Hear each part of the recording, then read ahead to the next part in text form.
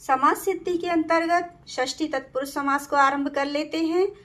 तो पहला ही सूत्र है षष्ठी। षष्ठी सूत्र कहता है कि सभी षष्ठ्यत पदों के साथ समास हो जाता है, यानी कि षष्ठी से युक्त जितने भी शब्द होंगे उनके साथ षष्ठी तत्पुरुष समास होगा। षष्ठी से युक्त से तात्पर्य जिनमें काकी के का चिन्ह आ रहा हो।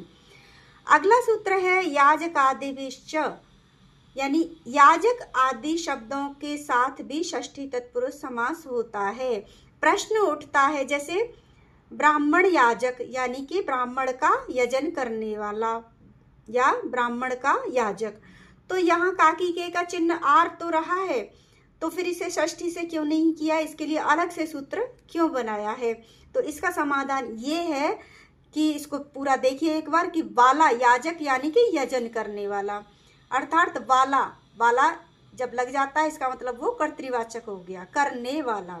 तो वाला अर्थात कर्तृवाचक अर्थ को देने वाले त्रिच एवं णुवुल, ये दो प्रत्यय हैं। त्रिच का ता शेष रहता है और णुवुल का अक शेष रहता है। तो त्रिच एवं णुवुल प्रत्ययांत शब्दों के साथ षष्ठी तत्पुरुष समास नहीं होता है, यानी कि वाला अर्थ को देने वाले कर्तृवाचक जो प्रत्यय हैं त्रिच एवं णुवुल, जिसमें कि अक या ता यानी कर्ता भर्ता हर्ता, या णुवुल का जो अक है जैसे याजक परिचारक जो भी हैं इस तरह के अक से बनेंगे यानी णुवुल से बनेंगे। तो ऐसे शब्दों के साथ षष्ठी तत्पुरुष समास नहीं होता है। किंतु अब इस सूत्र की आवश्यकता है कि याजक आदिभिश्च, याजक आदि शब्दों के साथ षष्ठी तत्पुरुष समास होता है तो ये भी वाला अर्थ को देने वाले है, इनमें भी अक लगा हुआ है सबके पीछे, होत्री पितृ यानी कि इनमें भी त्रिच भी लगा हुआ है।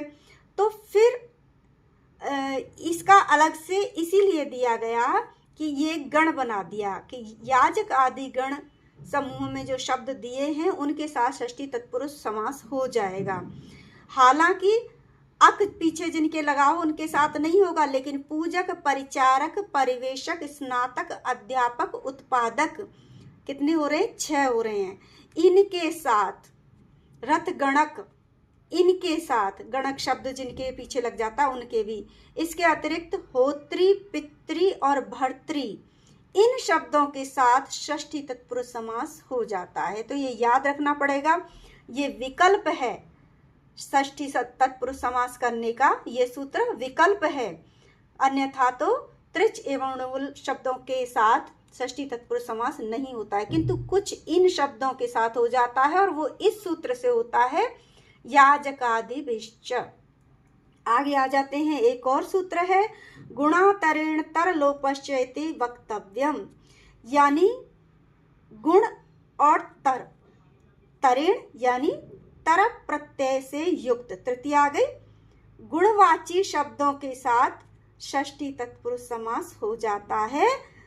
तर लोपश्च, च यानी और तर प्रत्यय का लोप यानी तर प्रत्यय का लोप भी हो जाता है इस इति वक्तव्यम, इस वक्तव्य से यानी इस वार्तिक से। वार्तिक क्या होते हैं? सूत्रों के विकल्प होते हैं। जो काम सूत्रों पूरे नहीं कर पाते उनको उनके लिए विकल्प बना दिए जाते हैं कि कुछ चीजें जो सूत्रों से छूट गई उनको इन वक्तव्यों से यानी इन विकल्पों से पूरा कर सकते हैं। तो तरप और तमप प्रत्यय जो होते हैं वो लगते तो गुणवाची शब्दों में ही हैं, गुण यानी कि गुण जिनमें हैं उनसे ज्यादा दिखाने के लिए, जैसे सबसे ज्यादा सुंदर, यानी सुंदर अपने आप में एक गुण है लेकिन तरप लगा के कर दिया या तो सब शब्द जो सबसे ज्यादा, सब में ज्यादा सुंदर हो रहा है तो वो तरप लगा दिया यानी सुंदर तर कर दिया उसे, या सुंदर तम कर दिया यानी कि और भी ज्यादा सुंदर जो सबसे ज्यादा हो रहा है। तो गुणवाची शब्दों में जो कि शब्दों के साथ जो कि तरप प्रत्यय से युक्त होने चाहिए, वो शब्द तरप प्रत्यय से युक्त होने चाहिए। तो तरप प्रत्यय युक्त गुणवाची शब्दों के साथ षष्ठी तत्पुरुष समास होता है तथा तर लोपश्च इति वक्तव्यम, और तर प्रत्यय का लोप भी हो जाता है। तर से तात्पर्य यहाँ तरफ से है। तो तरफ प्रत्ययांत गुणवाची शब्दों के साथ षष्ठी आने पर समास हो जाता है। अब सिद्धि कर लेते हैं। पहला शब्द ले लिया जो कि प्रसिद्ध ही है, राजपुरुष। लौकिक विग्रह इसका क्या हो गया? राज्य पुरुष, यानी इसकी जो हिंदी है वो क्या है? राजा का पुरुष। तो इसकी जो संस्कृत है वही लौकिक विग्रह है, यानी कि लोक में हम उसी का व्यवहार करते हैं। राज्य पुरुष दो ही शब्दों का करेंगे, एक रूप में करेंगे तो राजपुरुष का करेंगे यानी समस्त पद के रूप में, और यदि उसे खोलेंगे तो राज्य पुरुष के रूप में करेंगे। तो यहाँ पर राज्य क्या है? राजन की षष्ठी व्यक्ति का एक वचन। तो राजन की षष्ठी व्यक्ति का एक वचन का प्रत्यय क्या होगा? अस। तो अलौकिक विग्रह क्या हो गया? अलौकिक विग्रह के अनुसार राजन अस पुरुष सु। अब षष्ठी सूत्र से ये समास हो गया, क्योंकि षष्ठी व्यक्ति आ रही है तो ये षष्ठी तत्पुरुष समास हो गया। समास हो गया तो समास की क्या होती है? प्रातिपदिक संज्ञा हो जाती है। किस सूत्र से होती है? कृतद्धित समासस्य सूत्र से होती है। अतः सुपो धातु प्रातिपदिक सूत्र से अब विभक्तियों का कर देंगे हम लोप। तो लोप अस हटा दिया, राजन रह गया, सु हटा दिया, पुरुष रह गया, तो राजन पुरुष हो गया। राजन पुरुष हो गया तो न लोप प्रातिपदिकांतस्य सूत्र से न का लोप किया। जब राजन शब्दों की सिद्धि करना बताया था, राजा की सिद्धि जब हमने की थी तो राजन प्लस सु किया था ना, तो उसमें से न का लोप हमने किस सूत्र से करके और सु को आ में बदल दिया था? वो था न लोप प्रातिपदिकांतस्य, यानी प्रातिपदिक शब्दों के अंत में यदि न आया है तो उसका लोप हो जाता है। तो न का लोप करके हमने कर दिया यहाँ पे अब राजपुरुष। किस सूत्र से न का लोप किया? न लोप प्रातिपदिकांतस्य, क्योंकि राजा प्रातिपदिक यानी सार्थक शब्द है।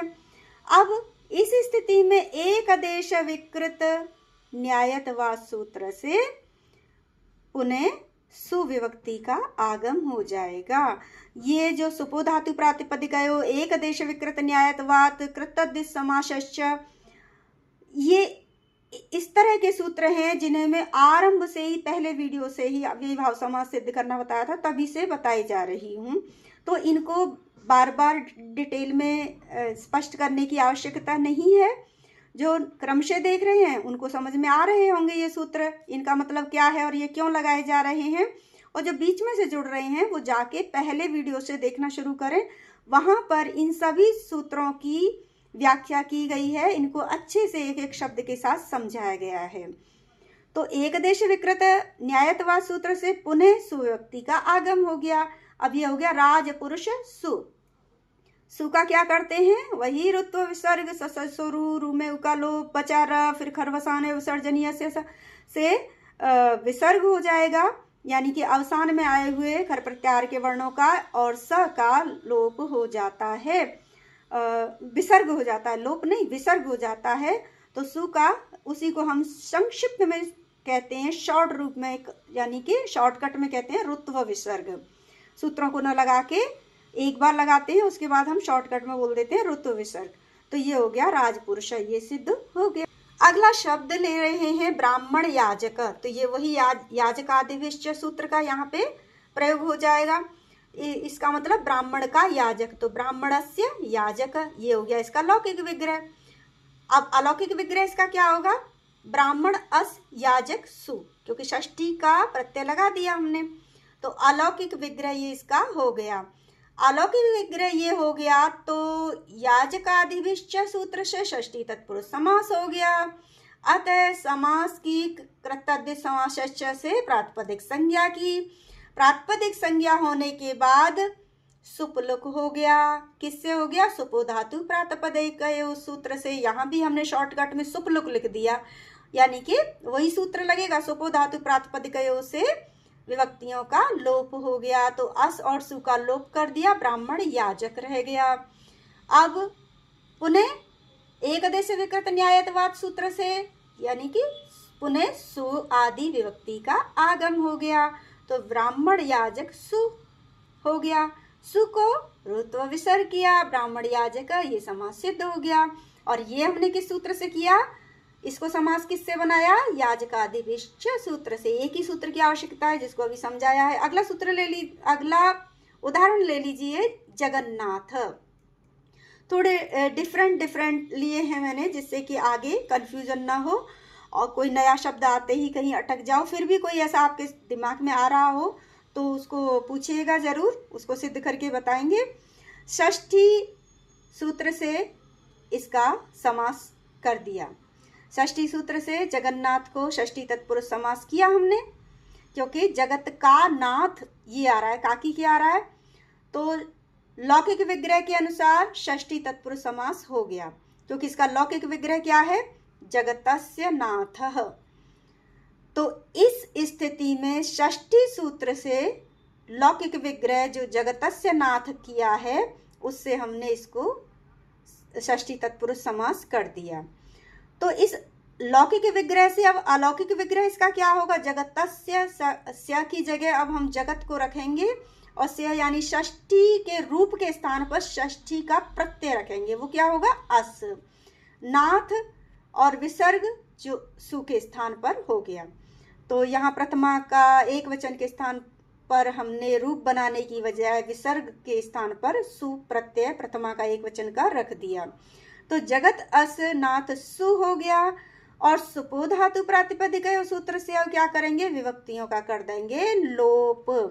विभक्ति का लोप होने के बाद जगत नाथ ये स्थिति हो गई, ये रूप बन गया। अभी अब पुनः सु लाने से पहले पुनः सुपो धातु प्रातिपदिक से हमने विभक्तियों का लोप कर दिया, जगत नाथ हो गया। अब इससे पहले कि एक देश विकृत न्यायतवाद से हम सुविभक्ति पुनः लाएं, उससे पहले हमें त को न में बदलना होगा। तो संधियां आपको पढ़ाई गई हैं, संधियों में सब समझ में आ रहा होगा। तो ऐसी स्थिति में अब अनुनासिक संधि हो जाएगी। अनुनासिक संधि कौन सी होगी? परसवर्ण संधि होगी। परसवर्ण कैसे होगी? अम परे यर स्थाने परसवर्ण स्यात्, यानी कि अम का मतलब है अम प्रत्याहार में कौन कौन से वर्ण आ जाएंगे? अमंगण नम, नाक से बोले जाने वाले 5 अक्षर आ जाएंगे। तो अम में से कोई भी एक वर्ण यदि यर प्रत्याहार के वर्णों के बाद में आ जाए, अब ये त क्या है? यर के अंतर्गत आ जाता है। यवर, अमंगण नम, झब, घड़धर, जब गड़द, खफ छठ, थ चट, त आ गया ना, तो ये त आ गया। और त के बाद कोई अनुनासिक वर्ण आ रहा है, यानी कि अम आ रहे हैं, तो यर के स्थान पर यानी कि अनुनासिक वर्ण से पूर्व जो वर्ण आ रहा है वो यर का ही माना जाएगा। तो उस यर वर्ण के स्थान पर क्यों माना जाएगा? क्योंकि त यर में आ रहा है, तो उसके स्थान पर उसी के वर्ग का अनुनासिक वर्ण हो जाएगा। इसे कहते हैं परसवर्ण संधि। तो इसी के त, थ, द, ध, न, प्रत्येक वर्ग में 5 अक्षर होते हैं। वर्ग कितने हैं? 5। प्रत्येक वर्ग में कितने अक्षर हैं? 5।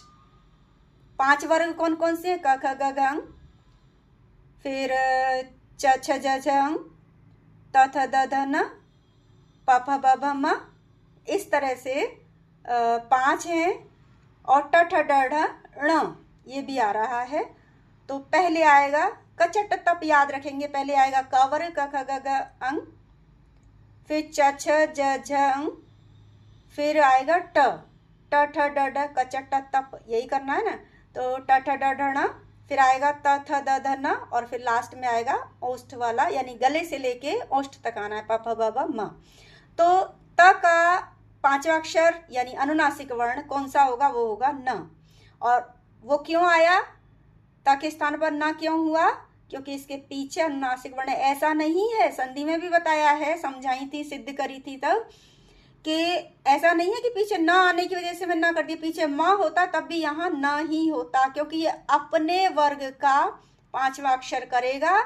और इसलिए करेगा क्योंकि इसके बाद किसी वर्ग का 5वां अक्षर आ रहा है, तो उसको देख के ये भी रंग बदलेगा, खुद हट जाएगा, खुद भी अपने वर्ग का 5वां हो जाएगा। तो यहाँ हो गया जगत का जगन और नाथ।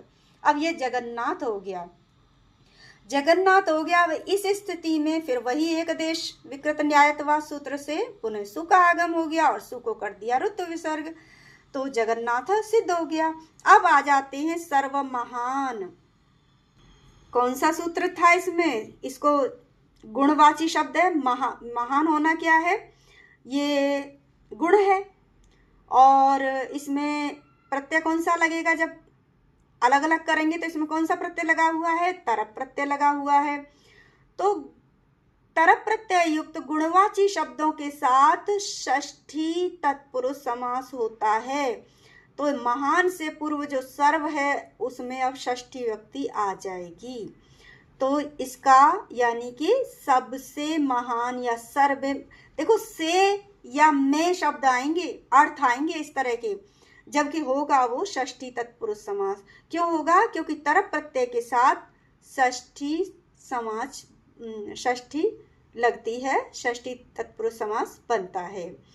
तो सर्वेशाम, सर्व क्योंकि बहुवचन शब्द है तो सर्वेशाम बहुवचन में सर्वस्य सर्वयो सर्वेशाम, तो सर्वेशाम लेंगे। महत्तर, तो यहाँ पर हो गया सभी में महान या सभी से महान, सबसे महान। इस लौकिक विग्रह से गुणातरेण तरलोपश्चेति वक्तव्यम से षष्ठी तत्पुरुष समास हो गया। कैसे बनाया था? महान प्लस तरप प्रत्यय लग के महत्तर बना था, ठीक है। और अगर आप तरप प्रत्यय को हटा दोगे तो महत्तर न रहकर फिर वो महान हो जाएगा, इसमें ये लगा दीजिए, ठीक है। और अब ये हो गया गुणातरेण तरलोपश्चेति वक्तव्य। इस वक्तव्य से यहाँ पर जो सर्व महान है, सर्व में षष्ठी आएगी यानी षष्ठी तत्पुरुष समास भी हो गया, और जो तर लगा हुआ है उसका लोप भी हो जाए। तो अब यहाँ पर सबसे पहले तो षष्ठी तत्पुरुष समास कर लिया, किस सूत्र से? गुणातरेण तरलोपश्चेति वक्तव्यम से षष्ठी तत्पुरुष समास हो गया। समास होने पर कृतद्धित समासश्च से प्रातिपदिक संज्ञा हो गई। प्रातिपदिक संज्ञा होने पर इसका अलौकिक विग्रह क्या होगा? अपने लौकिक विग्रह के अनुसार विभक्तियों को हटा के उनके प्रत्यय लगा दिए जाएंगे। सर्व, आम, महत्तर, सु। अब सुपो धातु प्रातिपदिक सूत्र से विभक्तियों का लोप होगा तथा गुणातरेण तरलोपश्चेति इस वक्तव्य से प्रत्यय का लोप होगा। तो सुपो धातु प्रातिपदिक सूत्र से तो आम और सु का लोप कर दिया, बचा क्या? सर्व, महत्तर। अब गुणातरेण तरलोपश्चेति वक्तव्य, इस सूत्र से तरप प्रत्यय का लोप कर दिया और सर्व महान ये शब्द सिद्ध हो गया। चैनल से जुड़े रहिए। मेरा प्रयास रहेगा कि अभी क्योंकि एग्ज़ाम पास आ रहे हैं ग्रेजुएशन वालों के, तो जल्दी जल्दी समासों की सिद्धि कराई जाएगी तथा साथ ही धातु रूपों की सिद्धि भी शुरू कर दी जाएगी। धन्यवाद।